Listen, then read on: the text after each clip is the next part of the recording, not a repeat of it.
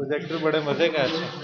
अच्छा आपका है CSA, हम वहीं से शुरू करेंगे। आराम आराम से नहीं हो सकता यार, आराम से नहीं हो सकता। गलत वाला खुल गया। वीडियो स्टार्ट कर ली।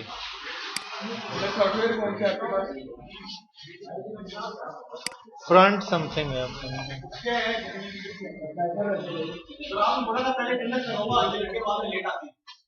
अभी लगा ले तुम्हें।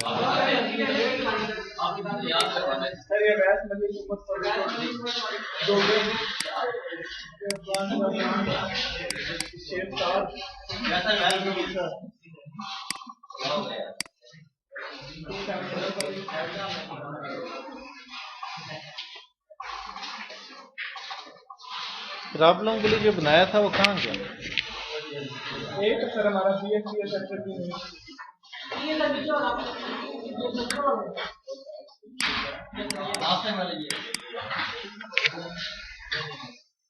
अच्छा देखें, आज हम बहुत ज्यादा चीजें देखेंगे, लेकिन बहुत सिंपल सिंपल सी चीजें हैं, लेकिन बहुत ज्यादा है। ठीक है, तो आप लोगों ने थोड़ा सा अटेंटिव रहना है। वीडियो स्टार्ट हो गई है, वीडियो स्टार्ट हो गई। साथ साथ फौरन फौरन बताता रहूंगा, लेकिन आप सारों ने जागते रहना है। ठीक है, अच्छा देखें, हमने आज सिर्फ डेटाबेस कनेक्टिविटी करनी है एसक्यूएल सर्वर के साथ। ये है यार, ये जहाँ स्नैन अब्बास ने थोड़ा सा जोर लगा लो, कुछ भी नहीं।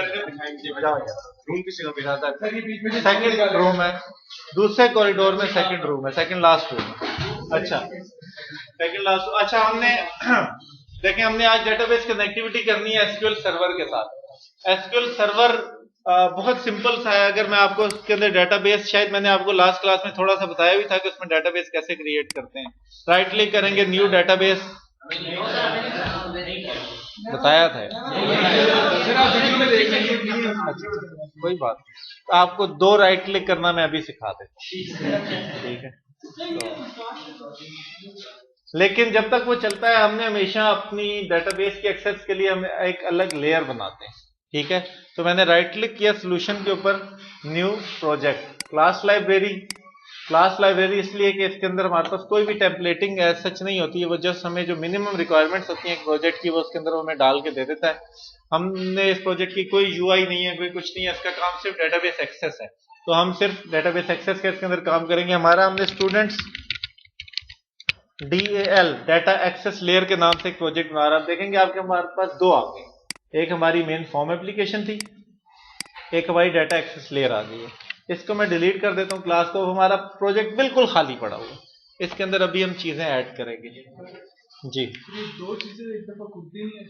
कौन सी 2 चीजें एक दफा नहीं खुलती? जब एक प्रोजेक्ट खोलो, दूसरा खोलो तो पहला बंद कर देते। आप प्रोजेक्ट और सोल्यूशन में फर्क होता है।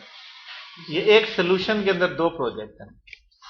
एक SLN फाइल होती है ना, ये देखें पीछे। फॉर एग्जाम्पल मैं इसी का अगर आपको दिखाऊं, ये मेन इसका फोल्डर था, इसके अंदर ये सोल्यूशन फाइल है, इसके अंदर देखें 2 प्रोजेक्ट। ये सोल्यूशन होता है, इसके अंदर मल्टीपल प्रोजेक्ट्स हो सकते हैं। एक प्रोजेक्ट के एक सोल्यूशन, 2 सोल्यूशन एक साथ नहीं खुल सकते, एक सोल्यूशन में मल्टीपल प्रोजेक्ट खुल सकते हैं। डेटाबेस के ऊपर आप राइट क्लिक करेंगे, न्यू डेटाबेस,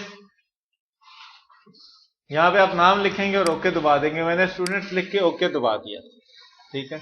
उसके बाद स्टूडेंट्स को खोलेंगे, टेबल्स मौजूद नहीं होंगे। आप राइट क्लिक करेंगे, न्यू टेबल, वो आपसे कॉलम नेम मांगेगा। फॉर एग्जांपल आईडी मैं देता हूं, और मैं चाहता हूं कि जो आईडी है वो इंटीजर हो। कहां गया इंटीजर, गुम गया, ये रहा इंटीजर। Nullable, not nullable. अगर मैं इसको प्राइमरी की करना चाहता हूं तो मैं ऑब्वियसली नॉट नलेबल चाहूंगा। इस पर राइट क्लिक किया, सेट प्राइमरी की। एक चीज और मैं बस आपको बताऊंगा, डेटाबेस क्रिएशन में हम चाहते हैं कि हमारी जो आईडीज होती हैं वो ऑटो इंक्रीमेंट हो। ठीक है, हमें खुद ना सोचना पड़े यार पिछली दफा कौन सी डाली थी, अगली डालनी है। इस किसी भी कॉलम के ऊपर आप क्लिक करें, यहां से प्रॉपर्टीज में नीचे आएंगे, यहां पे लिखा होगा आइडेंटिटी स्पेसिफिकेशन। आइडेंटिटी स्पेसिफिकेशन को आप ट्रू कर देंगे कि आइडेंटिटी है, तो आप बता सकते हैं उसके इंक्रीमेंट कितना होना चाहिए, 1 1 का होना चाहिए, 5 का होना चाहिए, 10 का होना चाहिए, सीड के कहां से शुरू होनी चाहिए। अगर आप चाहते हैं कि 1 लाख से आगे वाले नंबर से आप अपनी आईडी शुरू करें, तो आप यहाँ पे 1 लाख लिख देंगे। उसके बाद जब आप इसके अंदर मल्टीपल चीजें ऐड कर देंगे, फॉर एग्जांपल सबसे ज्यादा जो चीज यूज होती है वो नेम है, वो varchar होता है, स्ट्रिंग, ठीक है, और बिट नहीं, बिट तो टाइप है, हमने क्या किया था, इज होस्टलाइड, ठीक है, वो बिट है। बिट की दो वैल्यूज हो सकती हैं, ट्रू या फॉल्स, 0 या 1। तो हमारा जो वहां से बुलियन है वो बिट में स्टोर हो जाएगा, स्ट्रिंग जो है वो वार्चर में स्टोर हो जाएगी, और इंटीजर में स्टोर हो जाएगा। आप इसको क्लोज करने लगेंगे या कंट्रोल एस दबाएंगे तो वो आपसे टेबल नेम मांग लेगा। मैं इसको सेव नहीं कर रहा क्योंकि मैंने टेबल सेव किया हुआ, मैं आपको दिखा देता हूं मैंने क्या क्या चीजें उस टेबल में डाली। ठीक है, ये देखें, इंटीजर मैंने आइडेंटिफिकेशन के साथ प्राइमरी की बनाई हुई है, बाकी सारी चीजें सेम है जो हमने लास्ट क्लास में की थी। जहां पे हमारा बुलियन था वहां पे बिट हो गया, डेट जो थी डेट रही है, स्ट्रिंग वारचार बन गया। सर नॉन के कमरे चाबियां लगाता है कन्वर्टर तो यार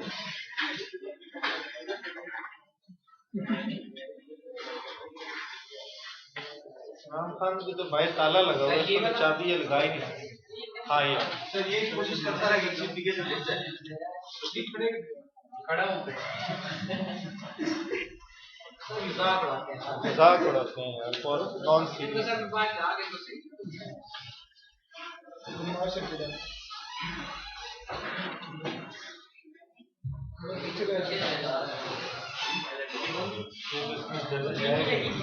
ये तो नहीं लगेगा सर एसक्यूएल कहते हैं वहां पे फिर ये लेट आ रहे हैं सारे। अच्छा हौसला टेंशन नहीं बढ़ना पड़ेगी।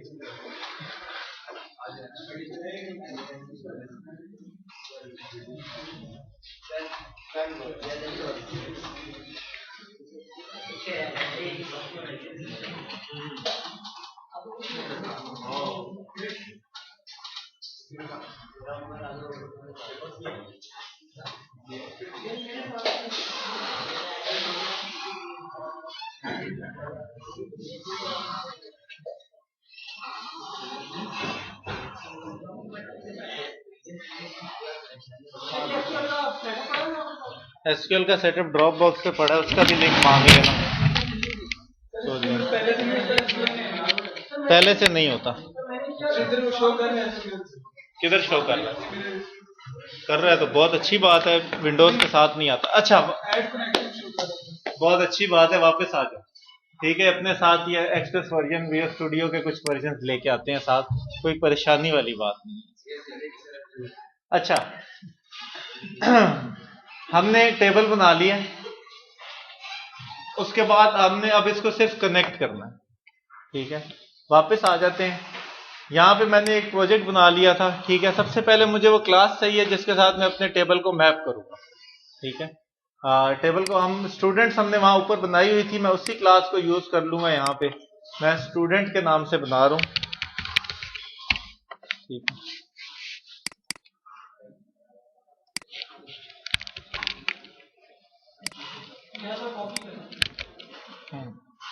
अच्छा ये हमने क्या किया, पब्लिक इंटीजर हमने एक आईडी ऐड की है।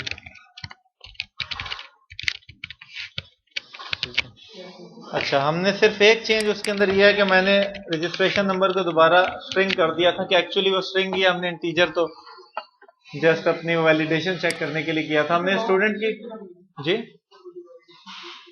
हाँ वो हटा देंगे, कोई इशू नहीं है। अच्छा हमने ये बना लिया। यहाँ पे अब मैं वो वाली क्लासेस बनाता हूँ जो एक्चुअली हमने जिसके अंदर डाटा एक्सेस का काम करना है, या डाटा लेयर या डाटा एक्सेस। यहाँ पे मैंने डाटा लेयर लिखा हुआ है, इसलिए कॉपी कर लेते हैं। इसको मैं कॉपी सिर्फ इसलिए कर रहा हूँ कि चूंकि जब इसके अंदर कोई फाइल मैं बनाऊंगा, ठीक है, तो उसके नाम की नेम स्पेस के अंदर ये फोल्डर नेम ऐड हो जाता है कि एक नेम स्पेस के अंदर मुख्तलिफ नेम स्पेसेस के छोटे छोटे पार्ट्स बन जाते हैं। यहां पे मैं वो क्लास बनाऊंगा जो कि एक्चुअली डेटाबेस की एक्सेस करेगी, स्टूडेंट एसक्यूएल। ठीक है, इस क्लास के अंदर हमने इंसर्ट अपडेट वगैरह के फंक्शन लिखे हैं। ठीक है, मुझे इसके लिए सबसे पहले क्या चीज चाहिए? अच्छा आपने याद रखना है कि दो बेसिक हमारे पास चीजें चाहिए। हमने कोई भी कनेक्टिविटी करनी है, उसकी दो बेसिक चीजें चाहिए। एक हमें कनेक्शन चाहिए और एक हमें वो कमांड चाहिए जो हमने रन करनी है, बस। ठीक है, कोई अब मैं आपको एसक्यूएल सर्वर में भी दिखाऊंगा, मैं एसक्यूएल में भी दिखाऊंगा, ओरेकल में मैं दिखाऊंगा नहीं क्योंकि मेरे पास ओरेकल सेटअप नहीं हुई भी, लेकिन ओरेकल में भी सेम इसी तरह होता है। एक आपको कनेक्शन चाहिए और एक आपको कमांड चाहिए कि जो कमांड आपने रन करनी है। कनेक्शन हम क्लास वाइज सेम रख लेते हैं, ठीक है। एसक्यूएल कनेक्शन उसे नहीं पता क्या चीज है, हम उसे बता देते हैं क्या चीज है।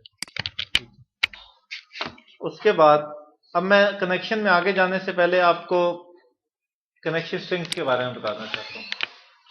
कनेक्शन स्ट्रिंग्स हमारी, यहाँ पे मैंने एसक्यूएल सर्वर की भी कनेक्शन स्ट्रिंग लिखी हुई है और माई एसक्यूएल की भी कनेक्शन स्ट्रिंग लिखी हुई है। इसके अंदर देखें, अगर वैसे तो ये ऑटो जनरेटेड होती है, अमूमन जब भी हम अपने कोड से डॉटनेट के अंदर काम कर रहे होते हैं तो हमें कनेक्शन स्ट्रिंग ऑटो जनरेट कर देता है। लेकिन अगर आपने खुद लिखनी हो या खुद कभी आपको उन पे काम करना पड़ जाए, डिप्लॉयमेंट में कोई प्रॉब्लम आ जाए, तो आपको पता होना चाहिए कि ये कनेक्शन स्ट्रिंग अंदर एक्चुअली लिखा क्या होता है। डाटा सोर्स जो पार्ट है उसके अंदर लिखा हुआ है हमारे सर्वर का नाम, हमारे सर्वर का नाम। मेरे केस में इस वक्त शेरअफगन पीसी है, ऊपर वाली जो है वो एसक्यूएल सर्वर की, ठीक है, शेरअफगन पीसी है। इनिशियल कैटलॉग जो होती है वो है डेटाबेस नेम, डेटाबेस नेम, ठीक है। अब अगर नीचे वाली माईएसक्यूएल का है, ठीक है, इसको सेम फॉर्मेट में ले आते हैं। डाटा सोर्स लोकल होस्ट और माईएसक्यूएल की डाटा सोर्स का नाम, सर्वर का नाम लोकल होस्ट है, डेटाबेस का नाम स्टूडेंट्स है। यहाँ पे इन्होंने थोड़ा सा कॉम्प्लिकेटेड सा वर्ड ऐड किया होता है, पता नहीं क्यों इनिशियल कैटलॉग कहते हैं डेटाबेस को, इसका मतलब है डेटाबेस, ठीक है। और परसिस्ट सिक्योरिटी इंफॉर्मेशन ट्रू अगर आप करना चाहते हैं तो ठीक है, ऑटो जनरेटेड था, आप इसको रिमूव भी कर सकते हैं। यूजर आईडी और पासवर्ड बस, ठीक है। ये आपने टोटल, ये आपकी कनेक्शन स्ट्रिंग होगी। बीच में कुछ ऑप्शनल चीजें हो सकती हैं, जैसे सिक्योरिटी इंफॉर्मेशन जो थी आप परसिस्ट करना चाहते हैं या नहीं, यूजर अकाउंट्स वगैरह के साथ, ठीक है। अगर आप कोई अकाउंट यूज नहीं कर रहे तो ये वाला हिस्सा आप डिलीट कर देंगे, ठीक है। आप विंडोज ऑथेंटिकेशन से कनेक्ट हो रहे हैं तो ये वाला हिस्सा आप डिलीट कर देंगे। एक चीज और है प्रोवाइडर नेम, ये जो वो डीएलएल है जिसके थ्रू ये कनेक्ट होगा। अभी हमने ये राइट क्लिक करके रिजॉल्व की थी, ये वाली, ठीक है। जब हम माईएसक्यूएल में काम कर रहे होंगे तो हमारी फिर ये वाली होगी, ठीक है। इसको हम ऐड करेंगे डीएलएल को, माईएसक्यूएल का कनेक्टर यूज करने से हमारे पास ऐड हो जाती है, और इनके अपने अपने नाम। मैं जस्ट एक कनेक्शन स्ट्रिंग लेके आ रहा हूँ। कनेक्शन स्ट्रिंग समझ आ गई क्या होती है और उसके अंदर क्या इंफॉर्मेशन होती है? नहीं समझ आई? क्या इसमें कोई क्वेश्चन है तो बताएं। कनेक्शन स्ट्रिंग में क्या कोई चीज ऐसी हो जो कंफ्यूज कर रही हो या समझ ना आ रही हो? आपके डीबीएमएस की जस्ट प्रॉपर्टीज है कि उसका नाम क्या है, ठीक है, कौन सी हम डेटाबेस यूज करेंगे और किस यूजर नेम पासवर्ड के साथ हम डीबीएमएस के साथ कनेक्ट होंगे। नेम के आगे क्या लिखा हुआ है? नेम, नाम, स्टूडेंट डी, ये कनेक्शन स्ट्रिंग का नाम है। जब हम कनेक्शन स्ट्रिंग को एक्सेस करने लगेंगे अपने कोड में तो हम ऑब्वियसली हमें कोई नाम चाहिए जिससे हम एक्सेस करना चाहते हैं, तो ये वो नेम है। हम इसका कोड अभी देखेंगे कि हम किस तरह इसको एक्सेस करेंगे। जी, माईएसक्यूएल में काम किया किसी ने? किसी ने भी नहीं किया? चलिए, अगर आपको करना पड़े तो वो अमूमन उसका जो सेटअप चलता है वो लोकल होस्ट पे चलता है। आपने नेटवर्किंग पढ़ी थी? आप लोगों ने अभी तक नेटवर्किंग नहीं पढ़ी? चलिए, जब आप पढ़ेंगे तो आप देखेंगे कि 127.0.0.1 जो एड्रेस होता है वो आपके लोकल होस्ट होता है, अपने पीसी का होता है। लोकल होस्ट का मतलब है आपका अपना पीसी, ठीक है, कि आपने अपने पीसी के ऊपर करना, ठीक है। लोकल होस्ट आप जब भी आप किसी वेबसाइट को डॉटनेट के अंदर रन करेंगे तो लोकल होस्ट से रन हो रही होती है। पीएचपी के अंदर रन कर रहे होंगे तो आपको वैम्प है या जैम्प है जो भी आप यूज कर रहे हैं वो लोकल होस्ट से रन कर रहा होगा। इसका मतलब यह है कि आपके पीसी के ऊपर होस्टेड चीज है local host, database, student, user ID और पासवर्ड। और क्या कोई चीज किसी को समझ ना आई हो? ठीक, ये कनेक्शन स्ट्रिंग्स अमूमन आपको इसके साथ मस्ती नहीं करनी पड़ती, लेकिन जब काम खराब हो जाए तो फिर आपको पता होना चाहिए इसके अंदर क्या हो रहा है। हमने जस्ट ये किया कि हमने एक मेन कनेक्शन बना लिया। कनेक्शन का हमने ऑब्जेक्ट सिर्फ डाला, इसको भी हमने इंस्टेंशिएट नहीं किया, कुछ भी नहीं किया। हम इसको इंस्टेंशिएट करेंगे कंस्ट्रक्टर में। कंस्ट्रक्टर तो आता है ना? कंस्ट्रक्टर में क्या किया हमने? हमने उसका न्यू ऑब्जेक्ट बना लिया है, उसके बाद हमने उसको कनेक्शन स्ट्रिंग हमने गेट करके दे रहे हैं अपनी app config, connection string get करके दे रहे हैं ऐप कॉन्फ़िग से। अभी मेरे प्रोग्राम को नहीं पता कि कॉन्फ़िगरेशन मैनेजर क्या चीज होती है। मैं राइट क्लिक भी करूंगा तो मुझे नहीं आएगा क्योंकि मैंने इसकी DLL ऐड नहीं की। तमाम चीजें वो ऑब्वियसली ऐड करके नहीं दे सकता, हम अपने यूज के हिसाब से ऐड करते रहते हैं। Add reference configuration system dot configuration, okay, यहाँ पे वापस आए, मैंने कर लिया। अब वो मुझे कॉन्फ़िगरेशन मैनेजर मेरी ऐप कॉन्फ़िगरेशन के अंदर से स्टूडेंट DB में से कनेक्शन स्ट्रिंग दे देगा। स्टूडेंट DB के अंदर नाम भी था, बहुत सी और भी चीजें ऐड हो सकती हैं, जैसे प्रोवाइडर नेम भी था। हमें सिर्फ कनेक्शन स्ट्रिंग चाहिए, हमने कनेक्शन स्ट्रिंग इसके अंदर स्टोर कर ली। इस स्टेज के ऊपर हमारे पास सिर्फ एक ऑब्जेक्ट इंस्टेंशिएट हो गया, कोई कनेक्शन ओपन नहीं हुआ, कोई काम नहीं होगा। ठीक है, SQL याद है आपको, इंसर्ट की स्टेटमेंट, इंसर्ट इनटू करके, ओके, इंसर्ट की स्टेटमेंट तो पढ़ी होगी ना, theory. Insert into table name, आगे कॉलम नेम, उसके बाद वैल्यूज के अंदर जो भी आपने कॉलम दिए होंगे उनका, हाँ। अभी ये जो 4 लाइनें हैं ना, ये वो क्यूरी बना रहे हैं। हमारी क्यूरी क्या होती थी, इंसर्ट इनटू टेबल नेम, अच्छा, उसके बाद हमारे ये कॉलम्स होते थे, कॉलम 1, कॉलम 2, सो ऑन। ठीक है, उसके बाद हमारा वैल्यू, और उसके बाद वैल्यू 1 कोड में, वैल्यू 2, सो ऑन। ये वाली के अंदर ये सेव होगा और इसी तरह आगे। ठीक है, ये हमारी सिंपल सी होती थी। अभी देखें सेम काम हो रहा है। इंसर्ट इनटू स्टूडेंट आईडी हम नहीं दे रहे क्योंकि ऑटो इंक्रीमेंटेड है। नेम में हमने बिजनेस ऑब्जेक्ट डॉट नेम दे दिए, सीक्वेंस में होने चाहिए, अगर आप सीक्वेंस गलत करेंगे तो गलत डाटा जाना शुरू हो जाएगा। आपने नेम दे दिया है, age, registration number, faculty, date of birth, hostelite, hostel facilities, और उसके बाद हमारा लाइक दिस एप्लीकेशन। हमने जस्ट ये कॉमर्स, हमारी पूरी इस तरह क्यूरी बन जाएगी। पहले उसके कॉलम नेम बता रहे हैं, उसी तरह जितने कॉलम नेम से हमने उसे बता दिया, इसके अंदर इंसर्ट करना है, और उसके बाद हमने कॉलम नेम से आगे वैल्यू बता दी है। मैं ये आपको यहाँ पे रोक के दिखाऊंगा कि एक्चुअली क्यूरी क्या बनी होगी, और सिंपल हमारी स्ट्रिंग बन जाएगी जो कि हम जिस तरह की मैंने यहाँ पे लिखी होगी। मैंने आपको कहा था कि हमें 2 चीजें चाहिए होती हैं, एक हमारी कनेक्शन था और एक हमारी कमांड थी।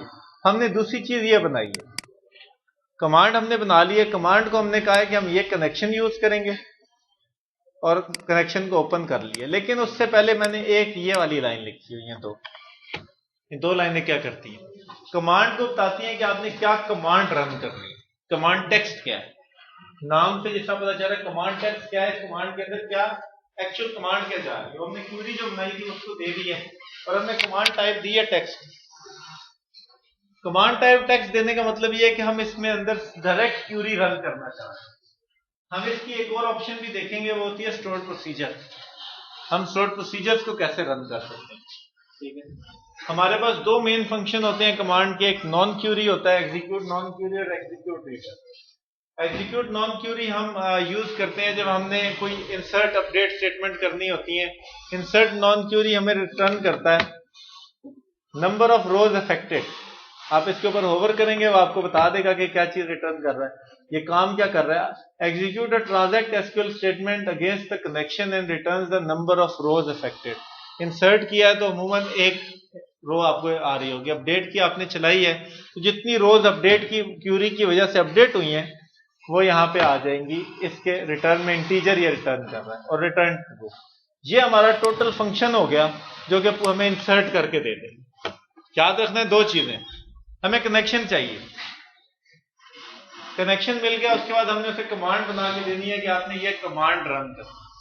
चाहे कोई भी डेटाबेस मैनेजमेंट सिस्टम आप यूज कर रहे हो, आपकी बेसिक ये 2 ही चीजें होती हैं। हमने भी देखा कि हम अपनी हमारी जो सिंपल क्यूरी होती थी उसको हम टेक्स्ट फॉर्म में दे देते हैं और उसको बता देते हैं कि हम टेक्स्ट टाइप की कमांड कर रहे हैं। जस्ट ओपन और नॉन क्यूरी का हम फंक्शन कॉल करेंगे तो वो हमें क्यूरी रन करके दे देगा। इसको हम रन करके देखते हैं। अभी हमने दोनों प्रोजेक्ट्स के दरमियान में कोई लिंकिंग नहीं बनाई। एक हम क्लास ऐड कर लेते हैं स्टूडेंट फैक्ट्री के नाम से, जिसका सिर्फ काम ये होगा कि वो इन दो लेयर्स के दरमियान में लिंकिंग बनाएगा। लिंकिंग का मतलब ये है कि एक कॉल आएगी, इधर से उधर पहुंच जाएगी।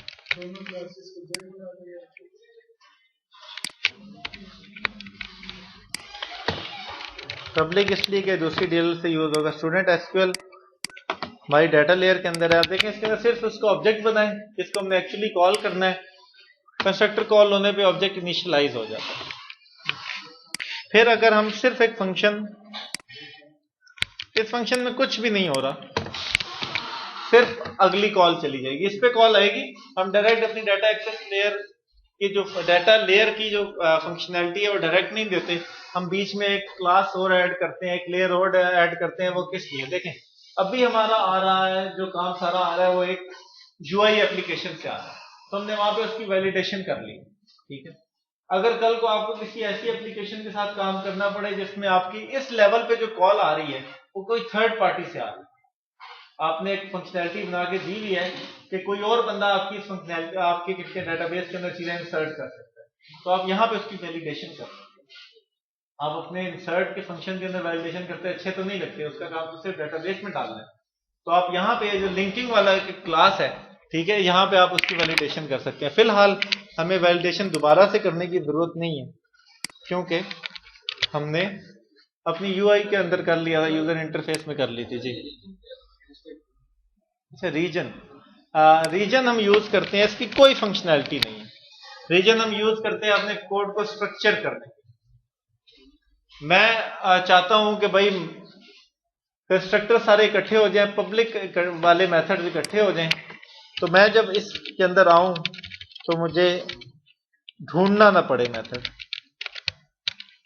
ठीक है। पब्लिक हमारा रीजन है, मैंने ये कर दिया जी एंड रीजन, ठीक है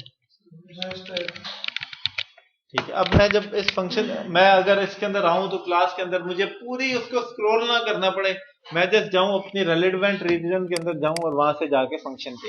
रीजन सिर्फ आपके कोड को स्ट्रक्चर करने के लिए होते हैं, मुख्तलिफ कोलैप्सिबल ब्लॉक्स बना देते हैं।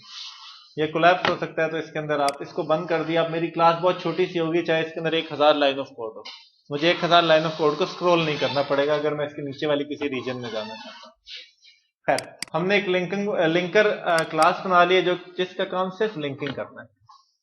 अब हम अपने मेन प्रोजेक्ट से इसको एक्सेस करते हैं। यहां से स्टूडेंट मैं रिमूव कर रहा हूं, क्योंकि मैं चाहूंगा जो मेरी डेटाबेस स्टूडेंट वाली क्लास है वही यूज हो, तो कुछ एरर्स आएंगे। अब इसको नहीं पता कि स्टूडेंट क्या चीज है, रिजॉल्व भी नहीं हो सकता, क्योंकि इस प्रोजेक्ट को अभी तक नहीं पता कि ये प्रोजेक्ट भी कोई चीज है। मैंने इन दोनों के दरमियान में लिंक क्रिएट करना है। जैसे कि मैंने आपको पहले कहा था कि हम जो भी कोड बनाते हैं वो हमारी डायनामिक लिंक लाइब्रेरी या डीएलएल बन जाती है, ठीक है, जिस तरह जावा में जार बन जाती है। आपने देखा कि आपने सिस्टम डॉट कॉन्फ़िगरेशन यूज किया, जो कि बना बनाया एक प्रोजेक्ट था, एक कोड, उसका आपने अभी चेक करके उसको यूज किया। हमने भी उसी तरह का एक काम किया, तो हम वही सेम काम करेंगे। Add reference. अब चूंकि हमें ये डॉटनेट वालों ने प्रोवाइड नहीं किया और हमने खुद लिखा है, तो हम सोल्यूशन पे आएंगे कि हमारे अपने सोल्यूशन में ये पड़ा है, तो हमें ये मिल गया। ओके किया, अब ये इन दोनों के दरमियान में रेफरेंस क्रिएट हो गया। अब हम इसको रिजॉल्व कर सकते हैं, ठीक है भाई। ये कह रहा है कि इंटीजर नहीं है, स्ट्रिंग है, ठीक है भाई, स्ट्रिंग है। इसकी मैं ये एल्स वाला भी रिमूव कर देता हूँ, क्या स्ट्रिंग है तो स्ट्रिंग का एम्प्टी वाला चेक काफी है, ठीक है। हमने स्टूडेंट को यहां ले आए हैं, अब हमने सिर्फ इस चीज को रिप्लेस करना है। एक्सएमएल में हमने सेव नहीं कर रहे, हमने इंसर्ट का फंक्शन लिख दिया है। अब जस्ट हमने उस फंक्शन को कॉल करना है। यहां पे हम यहां पे करेंगे स्टूडेंट फैक्ट्री,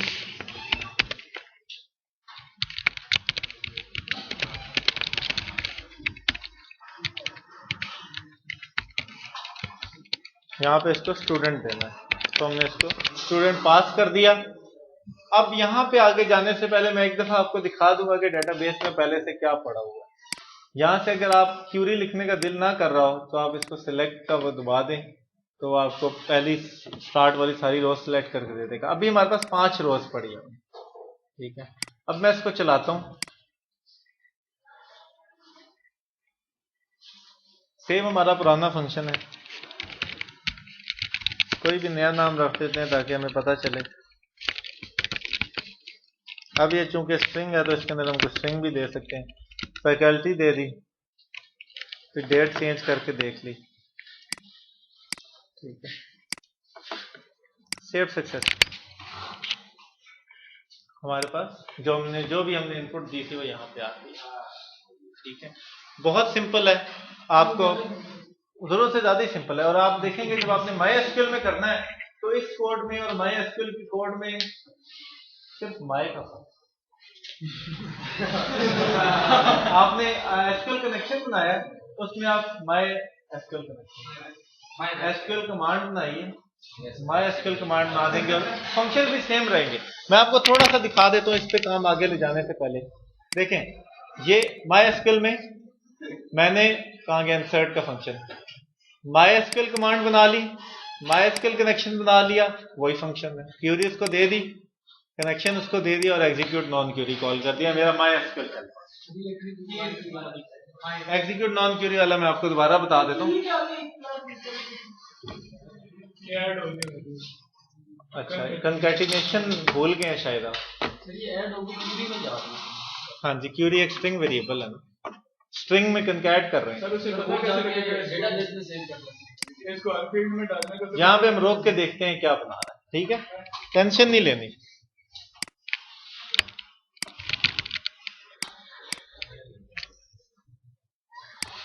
क्यूरी के अंदर क्या पड़ा हुआ है, insert into student, name, age, registration number, faculty, date of birth वगैरह वगैरह, और उसके अंदर उसकी वैल्यूज पड़ी हुई। ये सिर्फ एक सेम ये चीज है कि मैंने एक एसक्यूएल की क्यूरी लिखी होती और मैं इसको यहां पे जाके चला रहा होता। कह रहा है कि स्टूडेंट क्या चीज है, डेटाबेस सिलेक्टेड नहीं है, उसने एक रोज इफेक्ट कर दी है। अब मैं दोबारा कंट्रोल Z करके ये वाली चलाऊंगा तो देखें उसने ये इंसर्ट कर दिया। हमने उसको सेम वही कमांड दी है। यहाँ पे एसक्यूएल कमांड का काम है कि वहां जाके एग्जीक्यूट नॉन क्यूरी कर दे। एग्जीक्यूट नॉन क्यूरी का मतलब है हम एक ऐसी क्यूरी चला लें जो कि हमें कुछ डाटा रिटर्न नहीं करे। यार कौन कौन सी ऐसी क्यूरीज होती थी, हमारी इंसर्ट होती थी जो डाटा रिटर्न नहीं कर रही होती थी, हमारी क्रिएट टेबल एक ऐसी स्टेटमेंट है जो डाटा रिटर्न नहीं कर रही, अपडेट ऐसी स्टेटमेंट है जो कि डाटा रिटर्न नहीं कर रही, ठीक है। तो जब हमें डिलीट कौन सी ड्रॉप, आपने टेबल ड्रॉप कर दिया, टेबल ट्रंकेट कर दिया, बहुत सी ऐसी क्वेरीज है जो कि आपका डाटा रिटर्न नहीं करती, सिर्फ आपको ये करनी है सक्सेस हो गई है या नंबर ऑफ रोज कितनी आपकी इससे चेंज हुई है, तो हम वो उसके एग्जीक्यूट नॉन क्यूरी यूज करते हैं। वो वाली तमाम क्यूरीज जिनके लिए हमें डाटा चाहिए वो हम नेक्स्ट एग्जांपल में देखेंगे, उसके लिए हम एग्जीक्यूट रीडर चलाते हैं, ठीक है, दूसरा फंक्शन। अभी हम इसको ही चला देंगे, ठीक है, क्लोज की जरूरत ही नहीं है, ये सेम दो रोज ऐड हो गई, ठीक है, लेकिन उनकी आईडी डिफरेंट है, उसके हिसाब से बिल्कुल अलग अलग रोज हैं, ठीक है, इसके लिए ये सेम है। अब सर आपने ये डिलीट करवाया होता तो अच्छा, यहाँ पे हम लिखेंगे डिलीट फ्रॉम, क्यूरी लिखेंगे delete from student where ID is equal to 8। किसमें डुप्लीकेशन आ रही, आईडी तो एक है ना यार, अब नहीं आएगी, ठीक है। आपकी जो 8 आईडी वाला था वो डिलीट हो गया। आप ये भी कर सकते हैं जिसकी फैकल्टी FET हम सारों को डिलीट कर दो, ठीक है। तो ये तो डिलीट स्टेटमेंट एसक्यूएल की आप उसी में आपको यूज कर सकते हैं। तो हमने वहां से जब भेजनी होगी तो हम क्यूरी में अगर डिलीट करना है तो हम क्यूरी के अंदर डिलीट लिख देंगे, डिलीट वाली क्यूरी लिख देंगे, वो उसको चला के दे देगा, उसका काम तो चलाना है, उसको आपने सिर्फ टेक्स्ट के अंदर क्यूरी दे देनी है। यहाँ पे क्यूरी, इस क्यूरी के अंदर डिलीट की क्यूरी जो हमने वहां पे लिखी थी वो यहाँ पे लिख देंगे, वो कर देंगे, डिलीट कर देंगे। आप फंक्शन डिफरेंट बनाएंगे ऑब्वियसली, इंसर्ट के फंक्शन के अंदर आप डिलीट तो नहीं करवा रहे होंगे। तो फिर क्यूरी माइनस इक्वल टू लिखने फिर डिलीट नहीं करेगा, वो वाली चीज निकाल लेगा बीच में। मेन प्रोग्राम का यार मैं तुम लोगों को क्या जवाब दूं इन बातों का, तुम्हें स्ट्रिंग कंकैटिनेशन नहीं आती है? माइनस इक्वल टू क्या चीज करेगा, मैंने कभी स्ट्रिंग कंकैटिनेशन के अंदर माइनस इक्वल टू नाम की कोई चीज नहीं। ठीक है, प्लस इक्वल टू का मतलब ये होता है कि अगर उसके अंदर ABC पढ़ा है और यहाँ पे CD आ रहा है तो इसके बाद ABC दो C आ रहा है। ठीक है, तो कंकैटिनेट कर रहा है। तो अब मैंने इसको कंकैटिनेट इसलिए किया हुआ है कि एक लाइन में लिखता तो वो अमेरिका पहुंच जाना। ठीक है, तो दूसरी लाइन में लिखा हुआ है कि पता चले कि इसके अंदर सिर्फ मैंने उसको कॉलम नेम दिए थे और उसके बाद में वैल्यू जैसा ये थोड़ा सा स्ट्रक्चर किया हुआ है, कोड ऑर्गेनाइज किया हुआ। सीक्वेंस बता दूं, देखें, जब बटन आपका क्लिक होता है तो आप यहां पे आते हैं, यहां से मैं यहां पे करता हूं F9 और यहां से चला के देखते हैं क्या हो रहा है। ठीक है, यहां पे हम आगे, यहां तक आने का कोई मसला, बटन क्लिक के अंदर हम मौजूद हैं। बटन क्लिक पे यहां पे आया, उसने वैलिडेशंस चेक की, स्टूडेंट का ऑब्जेक्ट बनाया। ठीक है, स्टूडेंट के ऑब्जेक्ट में सारी चीजें आ गई। अब हम फैक्ट्री का ऑब्जेक्ट बनाया, अब हम इंसर्ट करने लगे। यहां से हम यहां आ गए, अब हम मेन पे आ गए। हमने एक कमांड बनाई, क्यूरी बन रही है। देखें अभी तक इसमें पूरी नहीं बनी है, अभी ये बन रही है। अब जाके क्यूरी कंप्लीट हो गई है। इंसर्ट इनटू ये कॉलम नेम्स और उसके बाद ये उनकी वैल्यूज। ठीक है, हमने कमांड टेक्स्ट, पहले कुछ भी नहीं था, हमने अब क्यूरी उस कमांड टेक्स्ट में दे दी है। कमांड टाइप ऑटो टेक्स्ट होती है, कुछ चेंज नहीं हुआ इसमें। कनेक्शन हमारा मौजूद है, कनेक्शन को हमने ओपन किया, एग्जीक्यूट नॉन क्यूरी किया, उसने उसको इंसर्ट कर दिया, रिटर्न ट्रू। फाइनली हमने कनेक्शन को क्लोज किया, कमांड को डिस्पोज किया, सेव सक्सेसफुली। ठीक है, बहुत जल्दी हो गया, काम ही छोटा सा। अच्छा, अब हम देखेंगे कि हम स्टोर प्रोसीजर कैसे बनाते हैं। मुझे आपको ये बताने की कोई जरूरत नहीं है, ठीक है, लेकिन चूंकि आप लोग 5वें सेमेस्टर के हैं इसलिए मैं ज्यादा चीज आप पे नहीं छोड़ता। स्टोर प्रोसीजर आपकी सेम क्यूरी है, बिल्कुल सेम क्यूरी है। आपने यहाँ पे फॉर एग्जांपल लिखा सेलेक्ट स्टैटिक, ठीक है, सेलेक्ट स्टैटिक फ्रॉम दिस। ठीक है, अगर मैं एक ऐसा स्टोर प्रोसीजर बनाना चाहता हूं जो कि यही वाला काम करे, मुझे तमाम डाटा रिटर्न कर दे, ऐसे तो मैंने बनाया हुआ है। स्टोर प्रोसीजर क्या होते हैं? स्टोर प्रोसीजर आपके प्री कंपाइल्ड क्यूरी होती है। प्री कंपाइल्ड क्यूरी का मतलब यह है कि आपकी क्यूरी सर्वर पे पड़ी होगी, आपकी क्यूरी DBMS से पड़ी होगी। आपको सिर्फ जो पैरामीटर्स थे वो देने होंगे। जैसे कि फॉर एग्जांपल आप प्रोग्राम लिखना चाहते हैं, आपने फंक्शन लिखा है इंसर्ट का, आपने DBMS को ये तो बताना होगा ना, डाटा तो देना होगा, चाहे आप क्यूरी दें या ना दें। तो हम क्यूरी इंसर्ट की इसके अंदर रख लेते हैं, उसको जैसे ये बता देते हैं कि हम आपको ये डाटा देने वाले हैं। ये डाटा मैंने पहले इसीलिए लिखे हुए हैं कि मैंने पहले मैं 4 सेक्शन और आपको पढ़ा चुका हूँ, तो पहले बन गए हैं।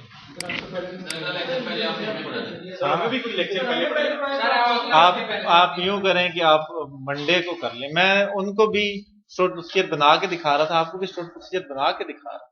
बने बनाए का मतलब ये नहीं है कि मैं आपको बना के नहीं दिखा रहा, हौसला तो करें, कॉपी पेस्ट तो करना पड़ता है यार। मैंने रीयूजेबिलिटी भी कोई चीज है, लेकिन अगर मैं आपको ये एक फंक्शन बताता हूं, ठीक है, इसका कि आपने एसक्यूएल कमांड को किस तरह यूज करना है। अगर मैं सिर्फ इसके अंदर ये चीज कर रहा हूं कि मैं एसक्यूएल कमांड के साथ इंसर्ट विद स्टोर प्रोसीजर करना चाह रहा हूं, ठीक है, तो क्या ये ठीक है कि मैं ये सारा का सारा कोड दोबारा लिखूं? बिल्कुल ठीक नहीं है। अगर आप मुझसे ये एक्सपेक्ट कर रहे हैं कि मैं दोबारा लिखूंगा तो आपकी बड़ी गलतफहमी है। ठीक है, मैं सिर्फ यहां से नाम कॉपी करूंगा, इसमें डालूंगा और इसको बताऊंगा कि आप स्टोर प्रोसीजर चलाना है, बात खत्म। या आपका स्टोर प्रोसीजर के साथ चलेगा, उसमें भी ऐसा कुछ नहीं करता। आपको मैं लिंक दूंगा ना, तो आप उनकी भी वीडियोस देख लीजिए। अच्छा, उसमें तमाम सेक्शन की पड़ी है। अब देखिए अब हमारा स्टोर प्रोसीजर के साथ चला। अब बात आ गई वापस स्टोर प्रोसीजर कैसे बनता है। ठीक है, स्टोर प्रोसीजर आपकी सेम क्यूरी है। ये वाली जो इंसर्ट वाला काम है ना, ठीक है, ये हम कर चुके हैं, ऐसे ही था। इंसर्ट वाला काम हम कर चुके हैं, ये क्यूरी हमें पता है क्या चीज होती है। सिर्फ फर्क ये था कि वैल्यूज के अंदर हम एक्चुअल वैल्यूज दे रहे थे, ऐसा ही था ना। नेम के अंदर फॉर एग्जांपल हमने कुछ 5 दफा क्यू लिखा हुआ था, एज में 21 था, ठीक है। अब हमने ये करना है कि इसको हम डीबीएमएस के ऊपर लेके जा रहे हैं, क्यूरी को हम चाहते हैं कि हम सिर्फ वेरिएबल जो है वो वहां से भेजें, क्यूरी यहां पे पड़ी है। फायदा क्या है, अगर आप पूरी की पूरी क्यूरी कोड से भेज रहे हैं, रास्ते में आपकी कोई इंटरसेप्ट कर लेता है ट्रैफिक, ठीक है, और उसके अंदर सिर्फ एक स्ट्रिंग ऐड कर देता है कि डिलीट टेबल, ड्रॉप टेबल की उसके अंदर स्ट्रिंग ऐड कर देता है, ठीक है। तो आपके पास जाके आपका जो प्रोग्राम है वहां जाके उस क्यूरी को रन करेगा, बहुत खूबसूरती से इंसर्ट करेगा, उसके बाद ड्रॉप टेबल करके आप स्टोर्ड प्रोसीजर के अंदर आप उसे कहते हैं कि मुझे ये वेरिएबल, वो जब वेरिएबल आप यूज कर रहे होंगे तो उस वेरिएबल के अंदर अगर एसक्यूएल की स्टेटमेंट भी आ जाएगी तो कंपाइलेशन एरर आ जाएगा, वो रन नहीं हो सकती क्योंकि वो एज अ वेरिएबल आ रही है। अगर आप वैल्यूज के अंदर यहां पे सेलेक्ट ड्रॉप की कमांड लिख दें, ड्रॉप टेबल स्टूडेंट, तो वो तो कहते हैं आपको एरर देगा कि आपने गलत जगह पे लिखा हुआ है, आपका टेबल ड्रॉप नहीं होगा क्योंकि यहां से सिर्फ आप वेरिएबल ले रहे हैं। बात समझ रहे हैं? इसका फायदा है, सिक्योरिटी आपकी बेहतर हो जाती है वगैरह वगैरह। आपने यहां पे सिर्फ इसको पूरा टेबल एक ही बार क्या कर देंगे,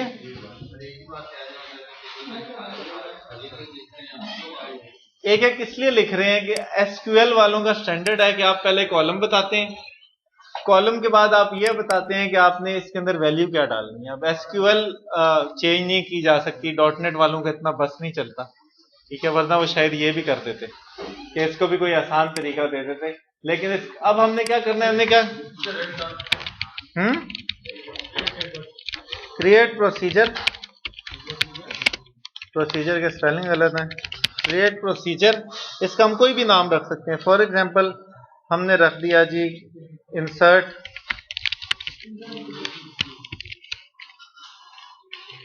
ठीक है। प्रोसीजर बनाने का यह फायदा है कि आपकी जो क्यूरी होती है वो इनलाइन नहीं हो, सर्वर के ऊपर पड़ी है, हैकिंग नहीं हो सकती, आपकी क्यूरी फास्ट होती है। आपने बड़ा डाटा उठाना है तो आपको प्रोसीजर वहीं पे, फॉर एग्जांपल आपने ज्वाइन लगाया हुआ है, ठीक है, फॉर आप टेम्पररी टेबल्स यूज कर रहे हैं, ठीक है, आपकी जो वेबसाइट वाली है या प्रोग्राम वाली साइट के ऊपर प्रोग्राम रन नहीं हो रहा, आप तो यहाँ से क्यूरी भेजते हैं, ट्रांसमिशन के दौरान में टाइम आउट कम होती है, यहाँ पे कंप्यूटेशन होती हैं और यहाँ से चीज वापस चली जाती है, आप सिर्फ वहां से वेरिएबल देते हैं। यहाँ पे हम इसके पैरामीटर्स देंगे, फॉर एग्जांपल हम दे रहे हैं जी @नेम जो है ये var4 है, 50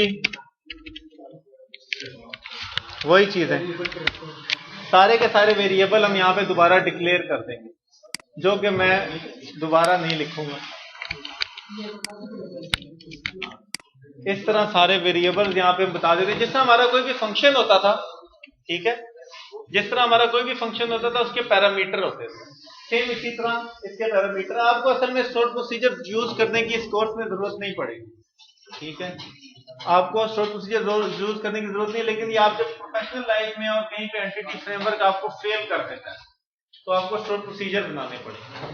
तो उसका तरीका ये है कि आप क्रिएट स्टोर प्रोसीजर, उसके जो भी वैल्यूज आपने लेनी है, ठीक है, उसके बाद आप लिखेंगे, ये आपने बता दिया क्या क्या है। अच्छा, इसमें जो चीज नोट करने वाली है वो ये है इक्वल टू नल, वो तमाम प्रॉपर्टीज, वो तमाम पैरामीटर जो कि नलेबल है उनको आप इक्वल टू नल करेंगे। उसका फायदा ये होगा कि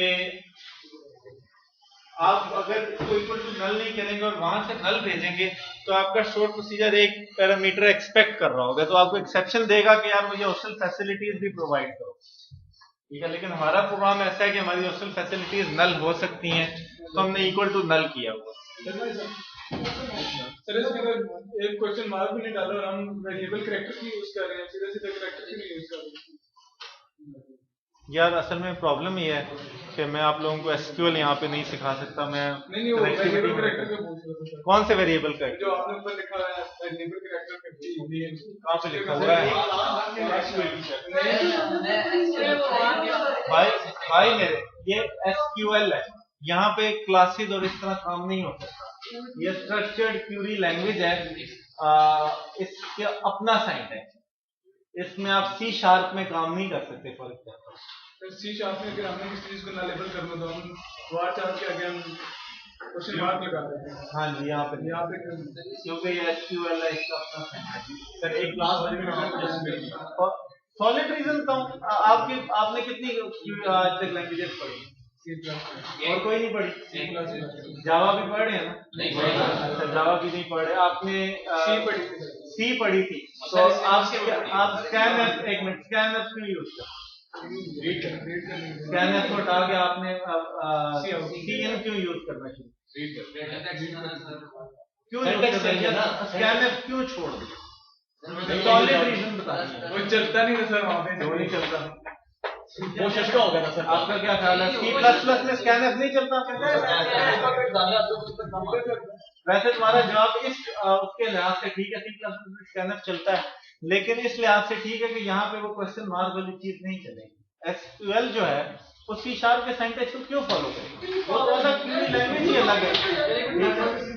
हाँ जी, बस ठीक है, इमोशनल देखो, हर लैंग्वेज का अपना सिंटैक्स होता है, उसमें काम करने के तरीके डिफरेंट होते हैं। अभी आप जावास्क्रिप्ट में करेंगे या कोई स्ट्रक्चर मैटलैब वगैरह अगर आपने फ्यूचर में यूज की तो वो बिल्कुल ही डिफरेंट है। इस बंदे की प्रेजेंट नहीं लगेगी। अच्छा, ये मे भी नल हो, डिफॉल्ट वैल्यू की नल, डिफॉल्ट वैल्यू जो आएगी वो इसके अंदर डालेगा। देखें, हमने पहले लिखा क्रिएट प्रोसीजर, उसके बाद प्रोसीजर का नाम, उसके बाद हमने पैरामीटर लिखा। आपने इस बात पे गौर नहीं कर रहे कि एक पैरामीटर के आगे आउटपुट लिखा हुआ, क्यों लिखा हुआ है इस पैरामीटर के आगे आउटपुट? पहले पैरामीटर के आगे आउटपुट लिखा हुआ, मुझसे क्यों नहीं पूछ रहे इसके आगे आउटपुट क्यों लिखा हुआ? बाकियों के आगे नहीं लिखा हुआ। सर आप एक क्लास ले लें यार मेरे पास, मैं हफ्ते की लेता हूँ 23 क्लास।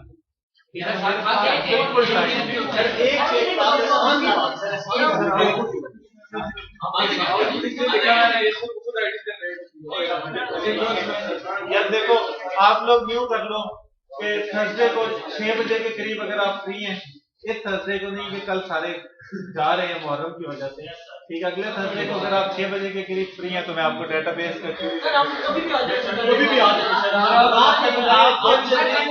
आप लोग मेले होंगे घर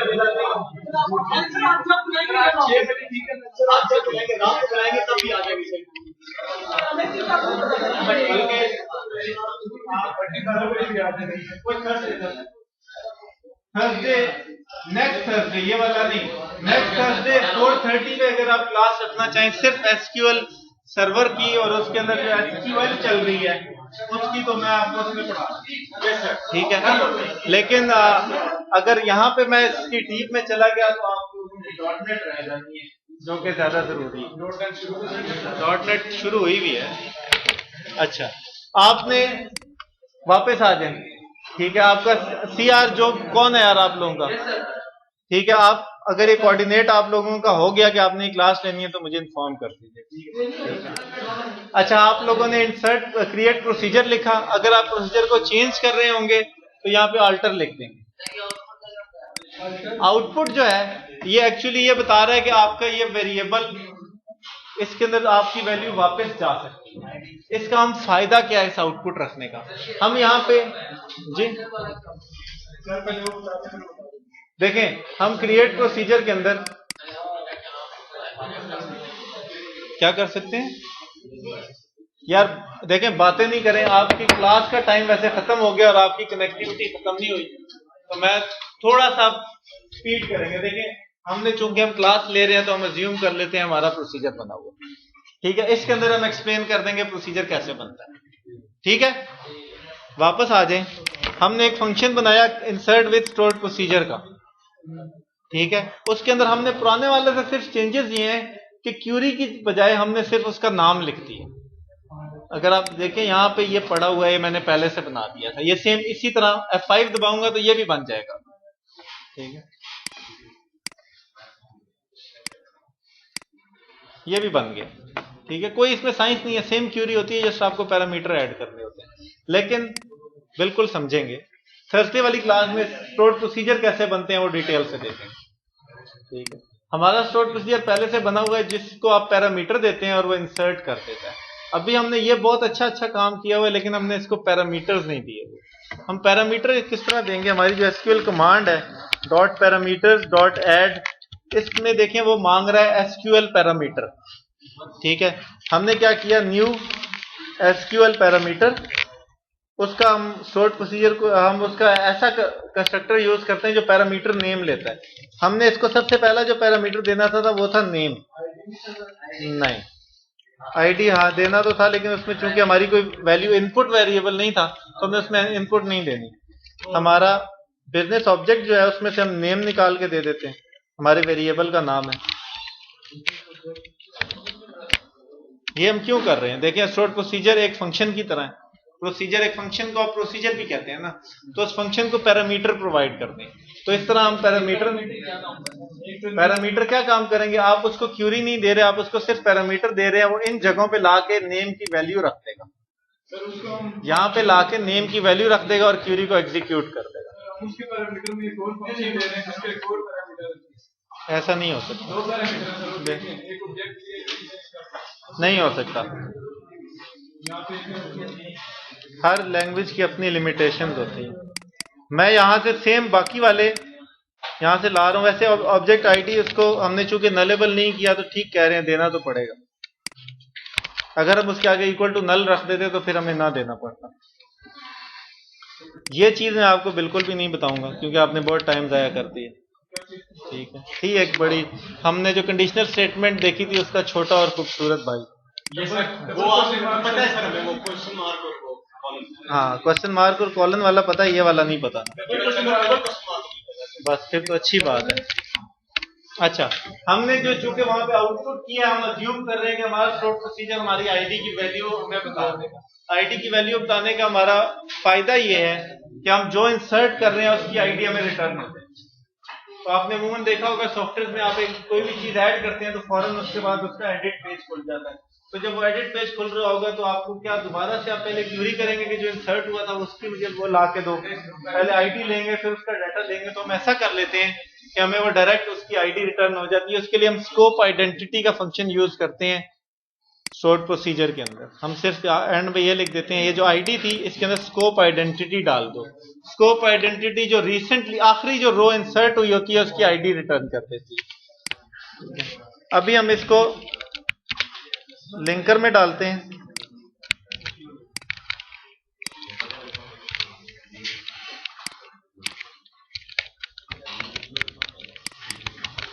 अपनी जो कॉल थी उसको हम चेंज कर देते हैं, इसके साथ कर देते हैं।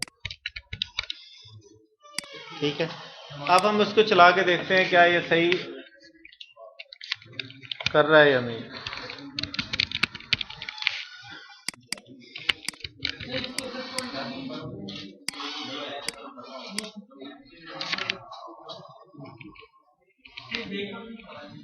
वो फ्लो के लिए लगाया हुआ था कि ये हमने उसको बता दिया स्टोर्ड प्रोसीजर रन करना है, उसने तमाम पैरामीटर्स ऐड कर दिए। सेम वही नॉन क्यूरी किया उसने, अब हमें आईडी 0 रिटर्न की है। आईडी 0 क्यों रिटर्न की है?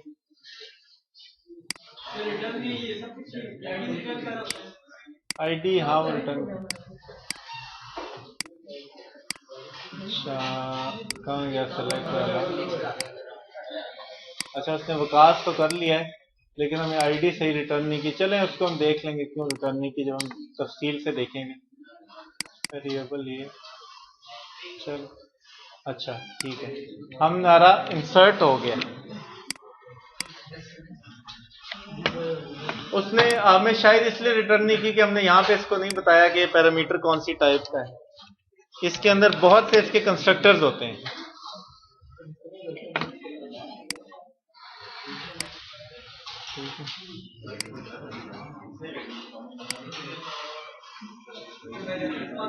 पैरामीटर डायरेक्शन, हमें ये वाला कंस्ट्रक्टर यूज करना पड़ेगा। वो पैरामीटर डायरेक्शन बताएगा कि ये आउटपुट वेरिएबल, दोनों साइडों से पता चलेगा आउटपुट है तो उसकी वैल्यू ले आएगा। हाँ इसको हम लिखेंगे पैरामीटर नेम के बाद डीबी टाइप, हमारा अभी ये इंटीजर है। उसके बाद अगला है साइज, 8 पे होता है, ठीक है। Byte parameter direction, output is nullable, false, precision 0, scale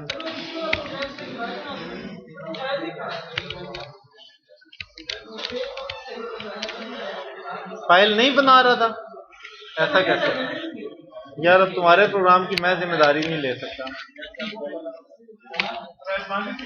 खैर ये मैं आपको इसका भी बता दूंगा, कोई इशू नहीं।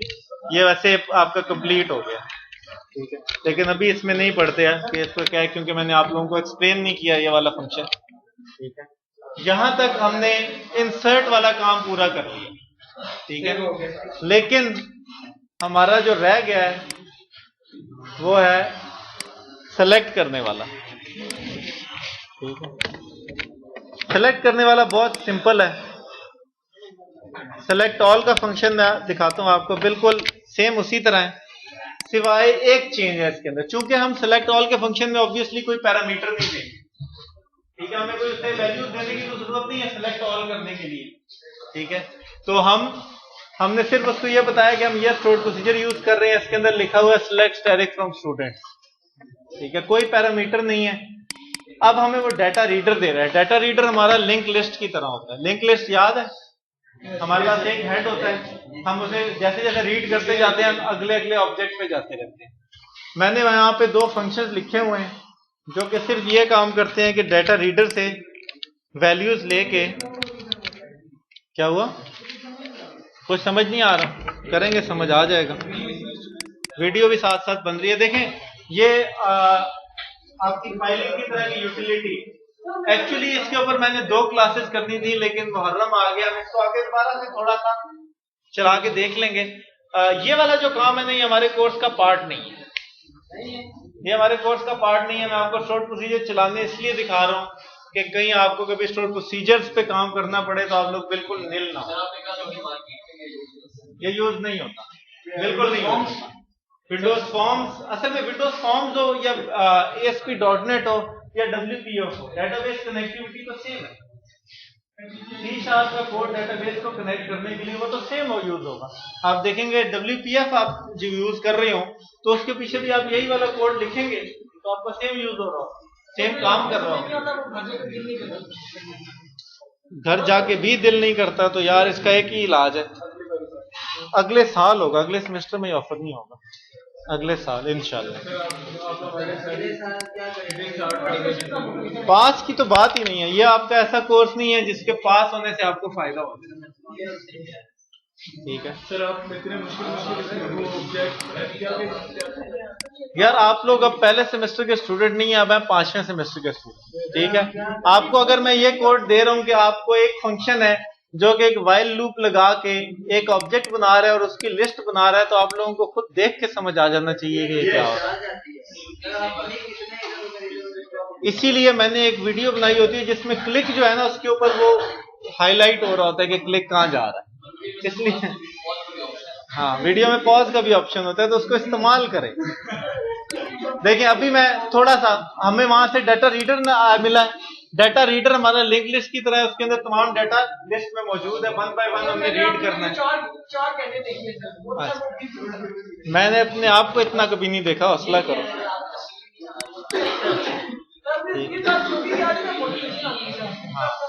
तस्वीर वाला मेरे पास सॉफ्टवेयर नहीं है। आप हर रीड के लिए या आप लोग जितना टाइम बातों में जाया करते हैं उतनी चीजें आप लोग कम पढ़ते। आप लोग देख लीजिएगा कि बाकी सेक्शन जो है ना वो उनको मैंने एक क्लास के अंदर MySQL कल करा दिया।